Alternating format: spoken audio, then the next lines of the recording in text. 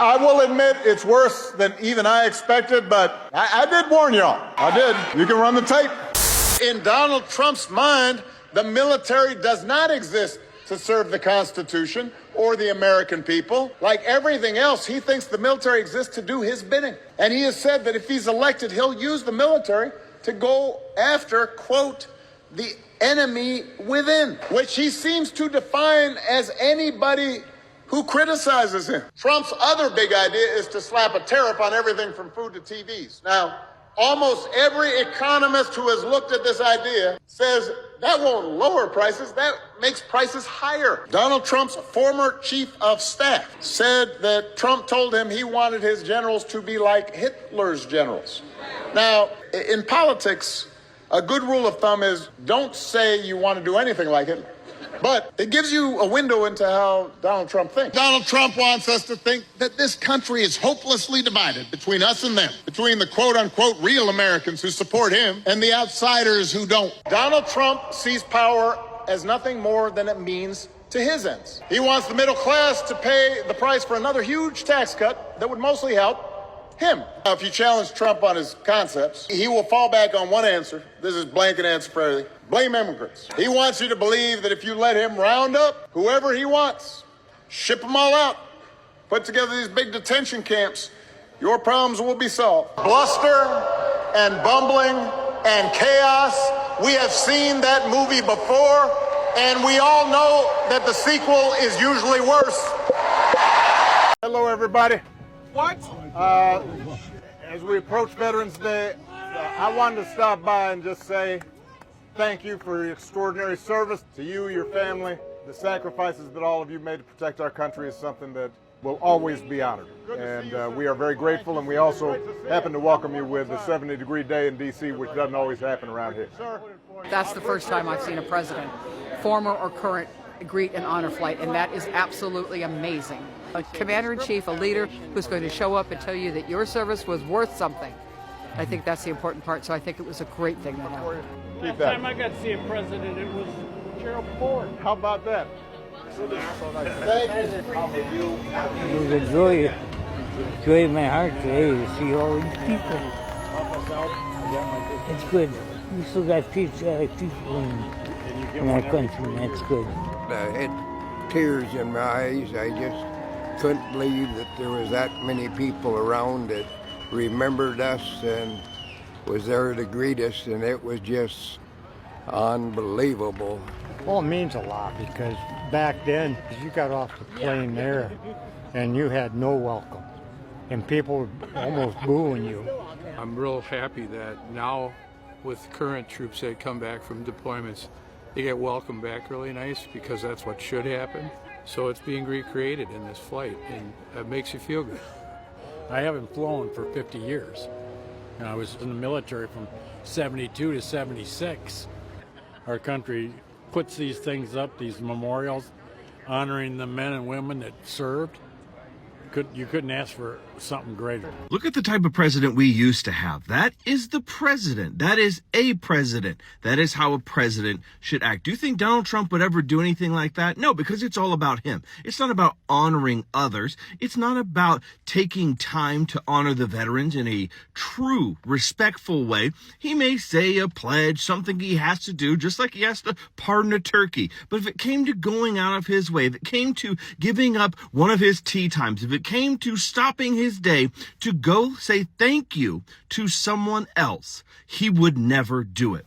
That is why we pine and yearn for Barack Obama and his presidency, because he was an actual leader. He was a leader of men, women, and he took care of this entire country. He did not care. He didn't say, oh, where are my Democrat veterans? I'm only going to thank them. Get the Republicans off this plane. He didn't care because they all served one nation.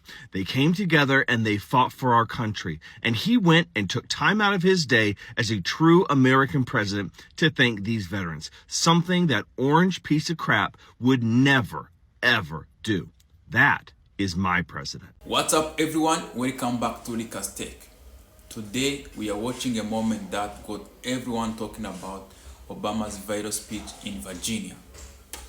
He didn't just criticize Mr. Trump, He reminded Americans that he warned them years ago about what was coming, and once again Obama took a time to honor veterans.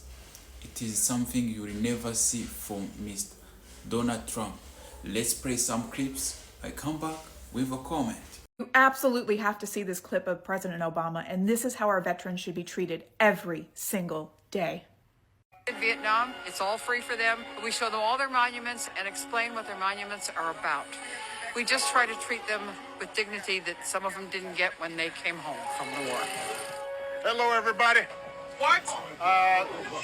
As we approach Veterans Day, I wanted to stop by and just say thank you for your extraordinary service to you, your family. The sacrifices that all of you made to protect our country is something that will always be honored. And we are very grateful, and we also happen to welcome you with a 70-degree day in D.C., which doesn't always happen around here. That's the first time I've seen a president, former or current, greet an honor flight, and that is absolutely amazing.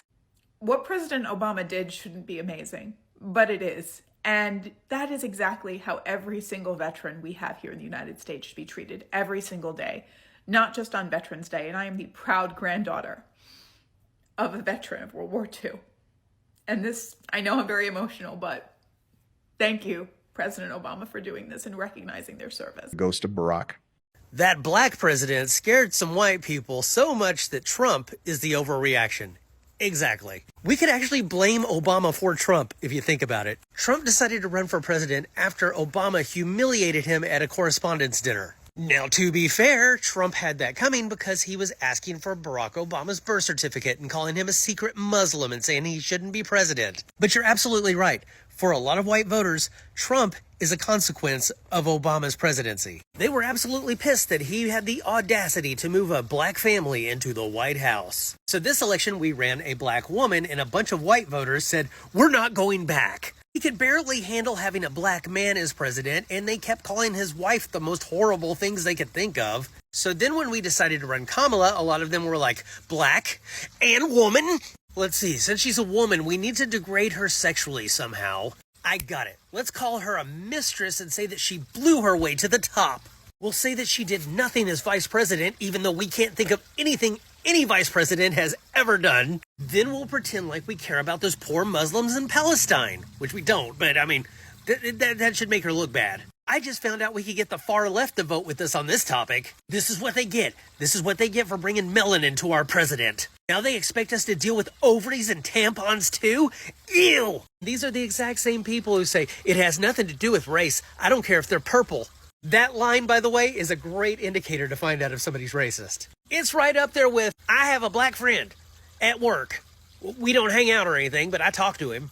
So because of that, you don't get to call me racist. But yeah, it was mostly because of this that scared a bunch of Mayo Americans. But just wait until next time, Republicans. We might just have our first gay president. Or our first Latina president. It doesn't matter who we run, because no matter what, you're guaranteed to hate them anyway. I'm actually a little surprised that you guys didn't adopt the saying, we're not going black. So apparently Donald Trump woke up with black people on his mind and decided to tweet that Obama is the reason for racism. Barack Obama, Michelle Obama, the Obamas is the reason why we got so much racism in America. They're the reason for the racial divide. Not the slavery. Not the Jim Crow. Not the people who run around in white hoods burning crosses trying to take the lives of black and brown people. Like, you sure about that? You have to be such a dim-witted person to really believe that Barack Obama is the reason why we have racism in America and not the racist people in America. Nobody can just turn you racist. It doesn't work like that. That'd be a thing that'd be killing me, because people be like, oh, I seen this with the black people and now I'm racist. No, you've been racist. Racism doesn't work like that. It's in you. Racists operate hoping that black and brown people just simply don't say anything. So for the simple fact that there was a black president who was successful, who broke the narrative in which racist people have regarding black people, believing that all black people are just ignorant and this and that, this is what made them angry. It's because America produced a black person you could not say nothing about. That's what makes you feel the racism in your heart. Here to you, your family. We want to thank Honor Flight, but the sacrifices that all of you made to protect our country is something that will always be honored. And we are very grateful, and we also happen to welcome you with a 70-degree day in D.C., which doesn't always happen around here. So appreciate you. We'll see you out here. Be safe getting off board. Captains, thank you. Thank you, Mr. President. Guys, you see difference between reader and a performer. When you see Obama talks with a calm and fact, he doesn't need to shout, doesn't need drama. He won people before even Donald Trump took office.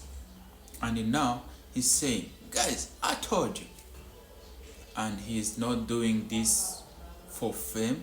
He's not doing this because he's genuinely care about America, care about people from USA, about soldier, the family, the people who serve the country. Meanwhile, Mr. Donald Trump, every time, sometime like Veteran Day come up, it is about him, it is about crowd size, all who clapping louder.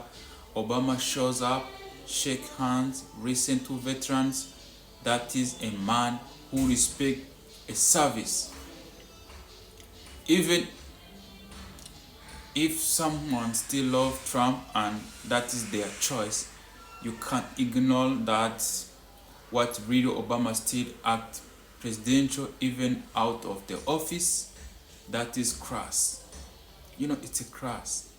That is dignity, and that is what leadership should look like. Guys, I still have another video. Let's watch them. I come back with a comment. President Obama just slammed Donald Trump for one of the first times since Trump got inaugurated, and every word of what he said here is true. Just take a look. Imagine if I had done any of this. Let me just, I just want to be clear about this. Imagine that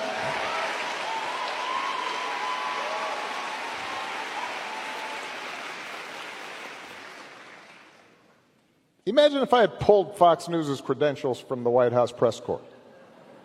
You're laughing, but no, this is what's happening.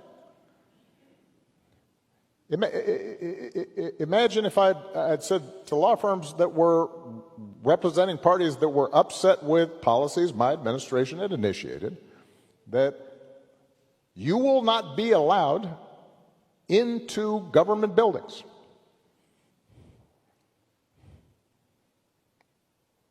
We will punish you economically for dissenting from the Affordable Care Act or the Iran deal. We will ferret out students who protest against my policies.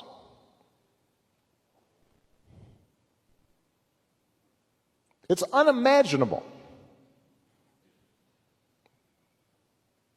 that the same parties that are silent now would have tolerated behavior like that from me or a whole bunch of my predecessors. So, and I say this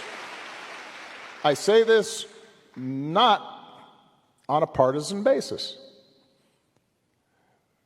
This has to do with something more precious, which is, who are we as a country and what values do we stand for?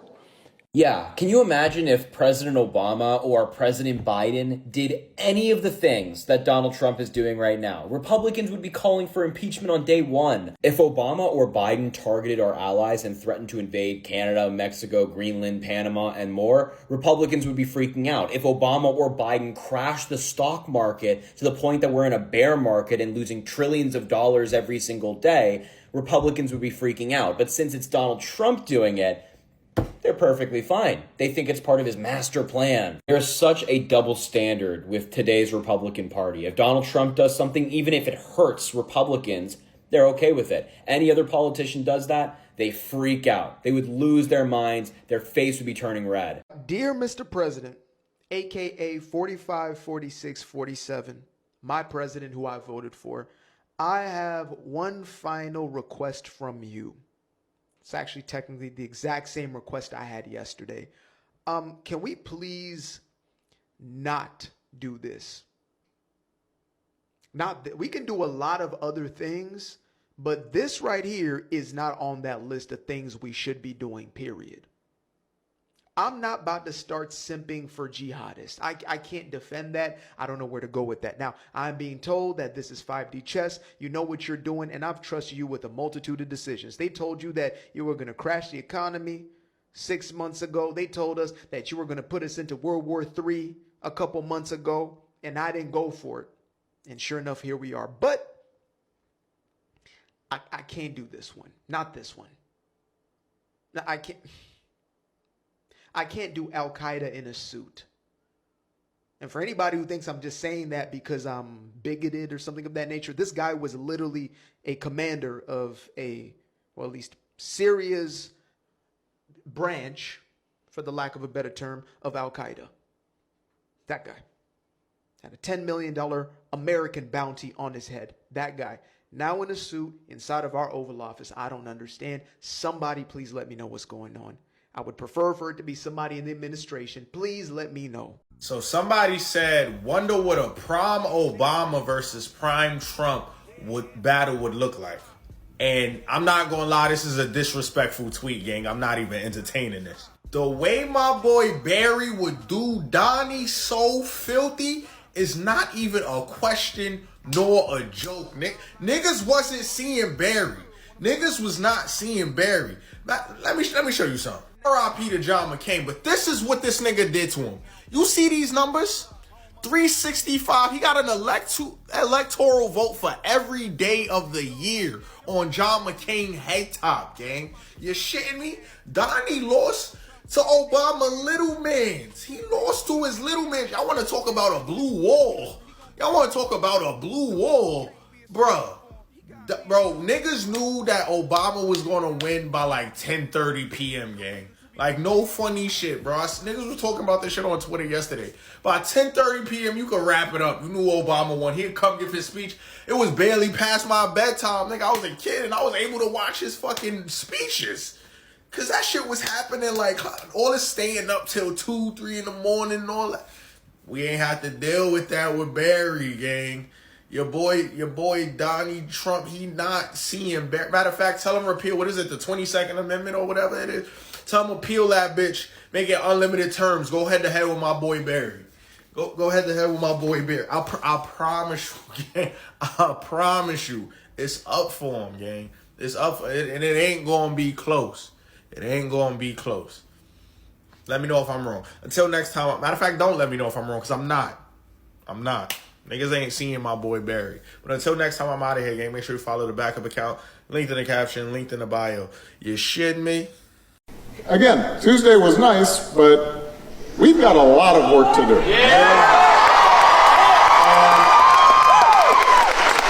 Your task is going to be not to impose, litmus tests. We had Abigail Spanberger win, and we had Juan Mondami win, and they are all part of a vision for the future. Our job is to say that we want everybody engaged, and we want to have a conversation about how to make sure that every person in this country is treated with dignity and respect and their ladders of opportunity, and that there's the possibility of community, and that we're getting along, not in some cliche, phonied way, but in a genuine, deep way where we recognize, we have differences, and yes, there are fights that are going to have to be fought, but that deep down, there is something core in us that we have in common.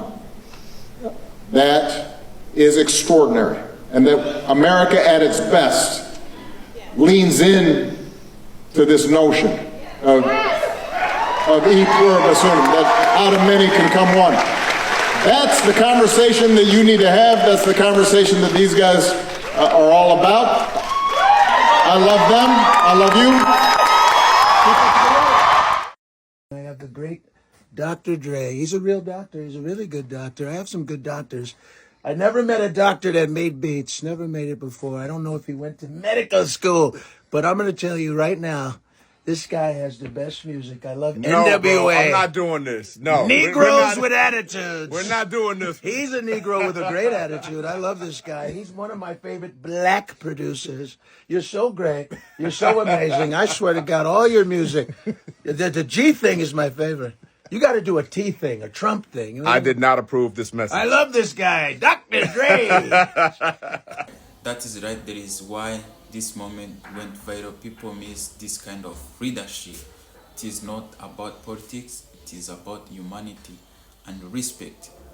Let me know in the comments, what do you think? Do you think America needs another Obama-style leader, or are people still stuck in Trump era? Make sure to like, share, and subscribe for more real tech. This is Rika's Tech.